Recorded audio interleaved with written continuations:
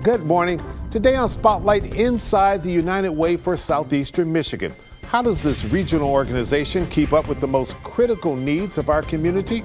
United Way President and CEO Dr. Darian Driver Hudson and Board Chair Attorney David Fulton will tell us. And later on our program, get ready for the world-renowned Dance Theater of Harlem. Executive Director Anna Glass, choreographer Claudia Schreier, and composer Jesse Montgomery will talk about their upcoming ballet in Detroit. It's Sunday, March the 1st. I'm Chuck Stokes, and this is Spotlight.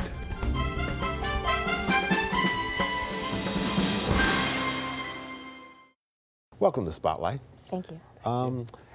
Both of you heard the mayor's State of the City address. You, I think, were actually physically there. Sometimes when you hear a well-delivered speech like that and all the things that are going on, you tend to say, well, everything's A-okay. But the reality is we've got some huge challenges when 44% of Detroiters, statistics say, are struggling. Correct? So you're referring to the ALICE study that was conducted last year. ALICE is an acronym that stands for Asset Limited, Income Constrained, and Employed. And it did find that 44% of our region, so that's Wayne, Oakland, and Macomb, households were not able to meet their most basic needs. Actually, in Detroit, it's 74%. When you start to look at Highland Park and Hamtramck, it's 81%. If someone asked you in 30 seconds, Darian Driver Hudson, what's the mission of United Way? What would you say? Our mission is to mobilize the caring power of the community that includes Detroit and Southeastern Michigan to make sure all of our families have what they need to have a stable household and that all of their children are able to thrive. And we do that in partnership with all of our members of our community. All right. David, you wear two hats. You're in charge of Honigman, one of the oldest law firms in this region and certainly one of the best known and involved in so many different things. But you're also in your sort of other day job, you're chair of this board. How did you get involved and why are you involved? So our firm, Honigman, has a long history, rich involvement in the civic community, and we have a 70-year history with United Way. I'm the third Honigman partner to chair United Way. Our founder, Alan E. Schwartz, was a chair, and our terrific partner and civic leader, David Page, was another chair. And frankly, within the firm, United Way is the only organization that we strive to have 100% involvement and participation in the campaign and significant volunteer involvement as well. And you're talking 300 some odd lawyers there and support staff. About 600 families altogether. That's a huge amount of participation. When you sit with Dr. Driver and you're trying to figure out what kind of impact we want to have on this region, from your perspective, what is it and how can you make it happen? Well, Dr. Driver talked about it. Our job gets more and more daunting. When I started with the United Way, our definition of poverty was inability to put food on the table. And now we're defining getting by with cell phones, what it really takes to survive. And when you look at the $60-some thousand figure that Dr. Driver's talking about, Dr. Hudson's talking about, those are working families. Those are educated families. They're families that have much different issues facing them than our traditional clientele had. Dr. Driver Hudson, and we should emphasize that because when I met you about a year ago, you weren't married. You are now married and added another little portion to your name, so congratulations. Thank you. We see the 211 billboards all over town. When people are reacting to that, what is the main thing that they're calling for? So when people call 211, they're calling primarily for utility assistance, for housing support, as David had mentioned, for access to food. But actually it covers a number of different issues. We have over 1,000 different agencies that we're connecting people to, and hundreds of issues that we're addressing every day. We have 500 calls that we receive in our call center that's housed right in the Fisher building. Now we actually have what we call 211 in the community, where people can come either to the Ford Resource and Engagement Center at the Fisher Middle School, or they can come to the Fisher building to our United Way offices and have face-to-face assistance to be able to get the resources that they need. So we're very proud of the Honigman Academy. We established it 3 years ago. It is part of the United Way's college and career pathway, and it is a one-year curriculum. We do it with Cody High School. We have 17 to 20 10th and 11th graders who come to us. It's a graded, credited class, and we have a curriculum that teaches the students the business of law, not just what lawyers do. We have laws of business with IP, IT, marketing, finance, and what we try to teach the students is there's lots of careers within a law firm. Not every career requires a 4-year college degree and a 3-year law degree, and it's a real curriculum. Honigman executives and lawyers teach it. They come down once every week or two. We give them breakfast, we give them lunch, and we have a program. Among other things we've done, we've drafted legislation and told them how it turns into law. That was taught by Carl Levin, our partner and six-term U.S. Senator. And he certainly knows something about that. And now our Cody grads do too. We have had moot court in real U.S. federal courtrooms, but we've also taught them what project managers do, what finance people do, and at the end of the year we have a graduation. We have a certificate. We've had a couple of interns come to us from the program, and we offer continued mentorship after the program. All right, I need to sneak a break in here. We'll come right back and pick up on our conversation. Don't go away.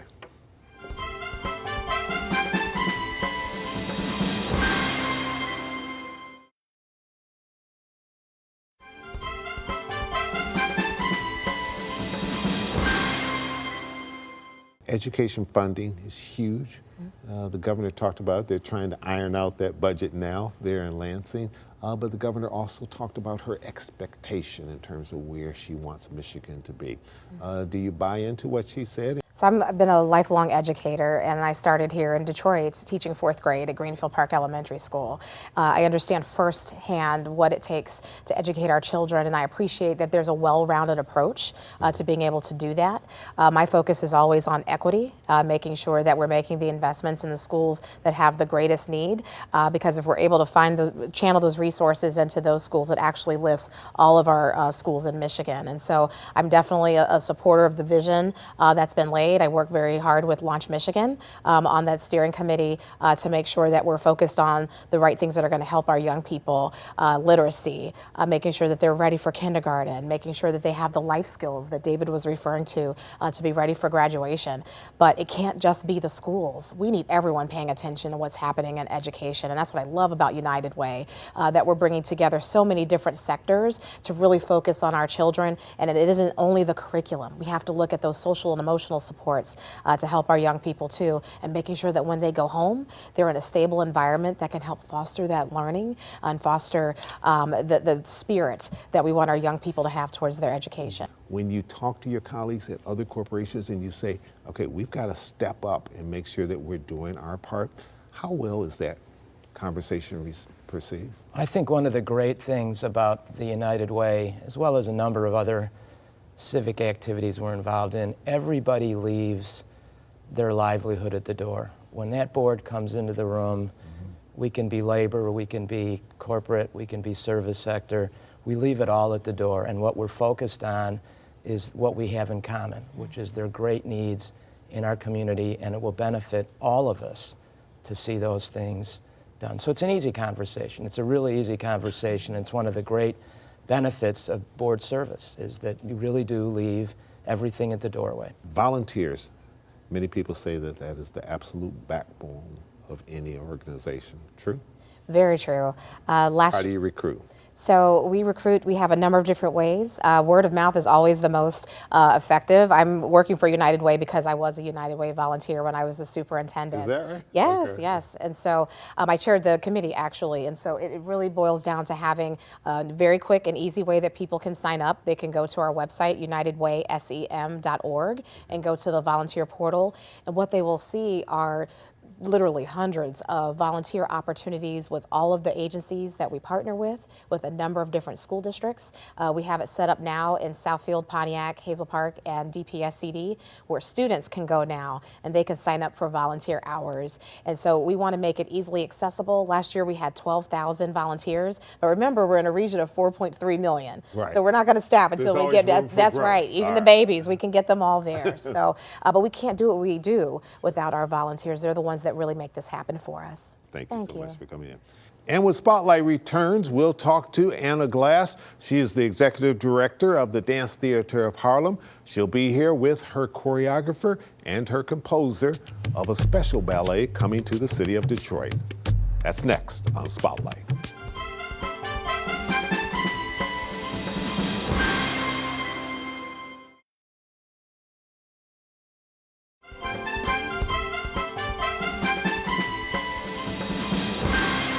Welcome to Detroit, and for you, so welcome back to Michigan. Thank you. But you're a New Yorker now. Well, I still say Michigan's my home. All right, good for you, good for you.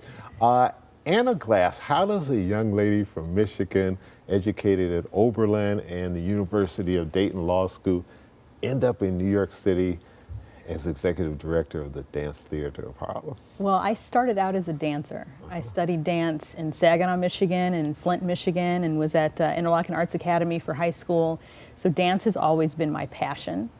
And when I finished law school at the University of Dayton, I decided that I wanted to move to New York, but that I didn't want to be far away from the arts, that I wanted to still be involved in what my passion has been, which is in dance. And so I've been in New York for 20 years. Okay. Michigan is still home. Okay, that's all right. But I've been living in Harlem for 20 years. All right, and you still have parents here, so My that draws still you back. here, exactly. So that's a good That's thing. exactly right. Jesse, you're a violinist, and you also did the composition for all of this. It's the first time the two of you have ever worked together, even though you've Correct. done a lot individually and other projects. What was that like? Yes.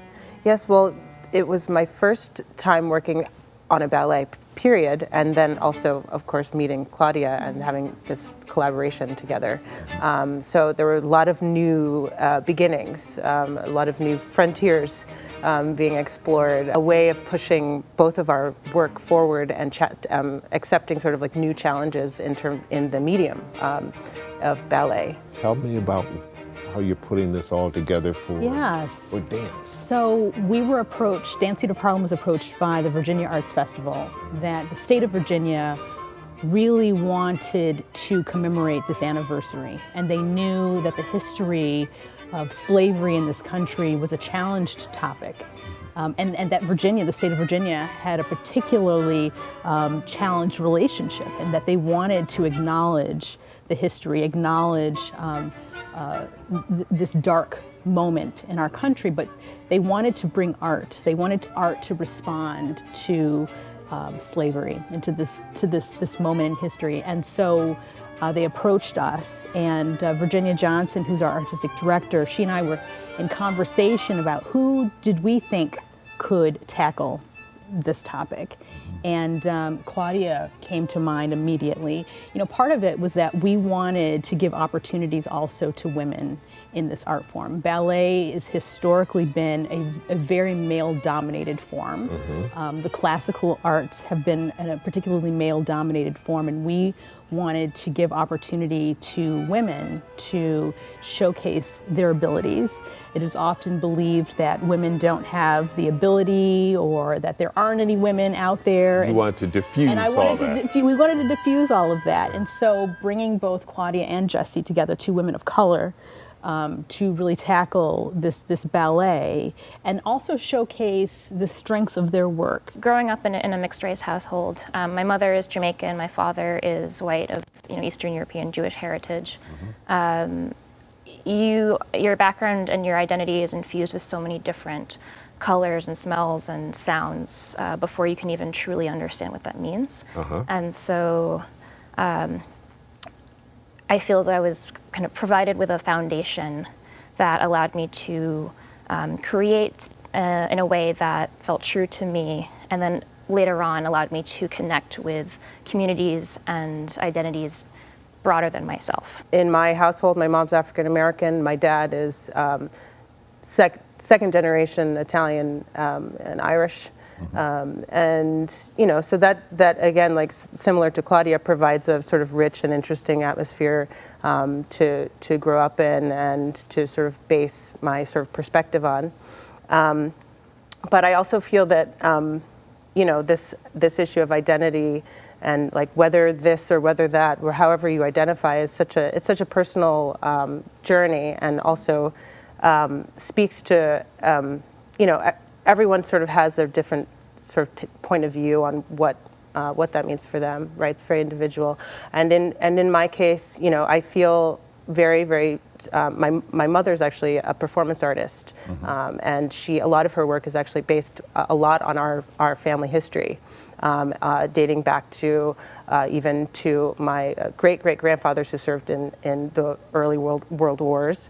So there really is a strong connection to that, to that history, and sort of how that brings us into where we are today. The Dance Theater of Harlem coming to the Opera House. We'll be right back.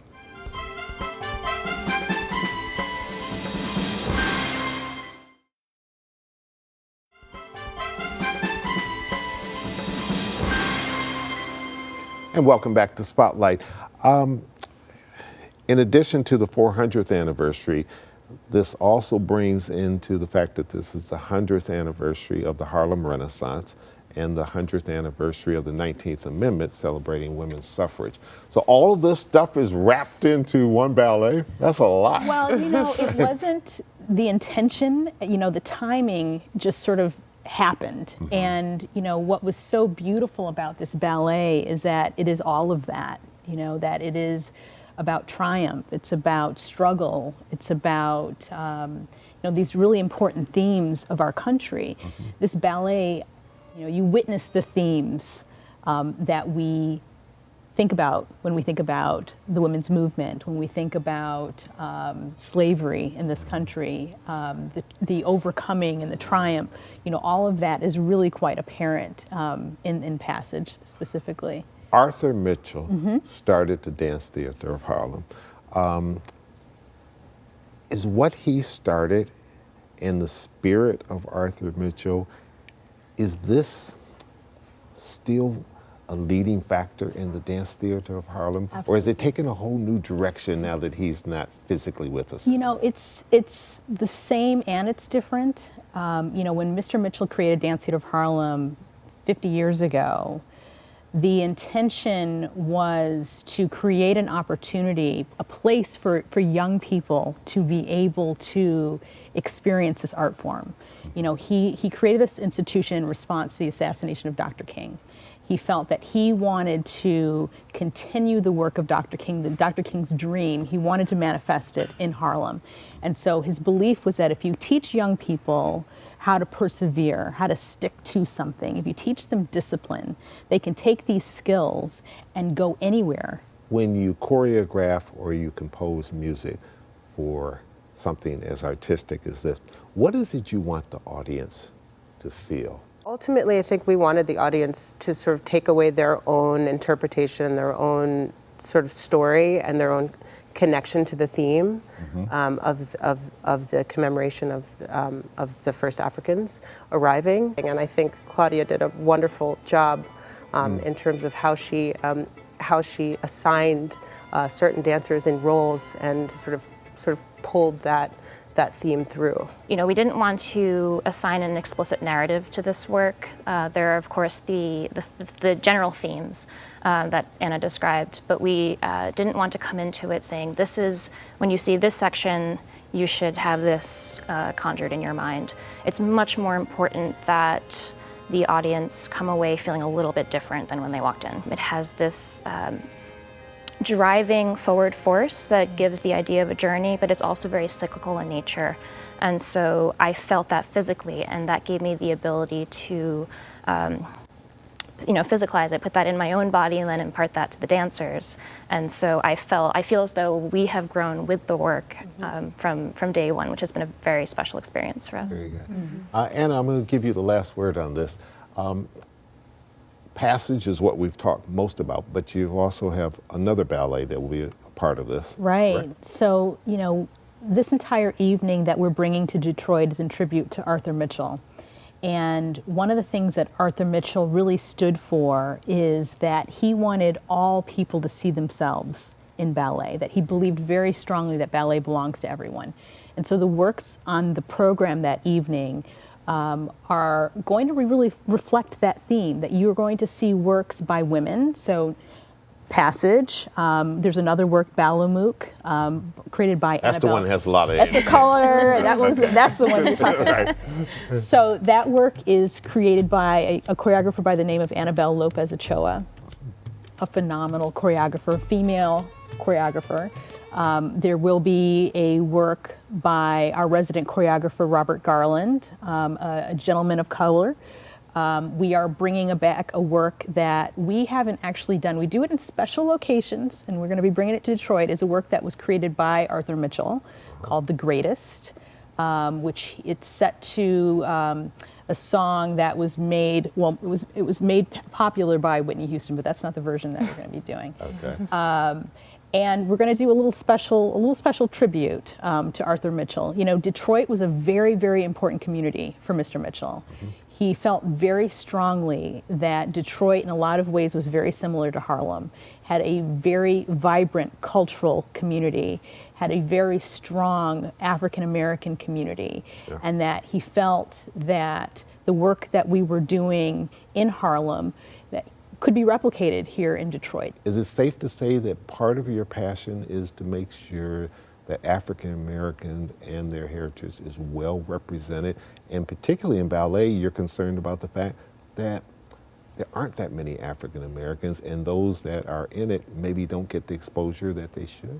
That's absolutely right. You know, a friend of mine, they joke and they say that I am the person that if tomorrow this world were gone and the next form of human beings were to sort of unearth, you know, they were digging to find, well, who were these people that were here? That I am the person that feels passionate about maintaining our history.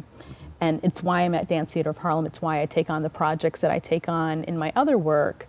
You know, I feel very strongly that young people should have access to our history, our legacy, and that there are ways that we don't need to box up our history and legacy and just put it on a shelf, that there's a way that we can reinterpret our history and our legacy in contemporary forms, which is really what I think Passage does really well, is that it is about a moment in time. All of this is coming to Detroit, to the Detroit Opera House. Yes. Various performances on March 14th and March 15th. Correct, that's right. And That's tickets, right. I assume, are still available. Please buy your tickets. All right, we'll let you get that plug in there, absolutely. And you couldn't have any place better than the Detroit Opera House to showcase all of this wonderful talent here. Thank you so much for coming, and Thank you. welcome back Thank you to for having us. Detroit. Thank you. And welcome back to Michigan, and it's good having you and all of you. I know you've been here before. Have you been It's here? my first time. This is your first Yes. time? Okay, all right. Well, you got to make sure that you take in some of the other things about Make Detroit sure. while you're here. All right.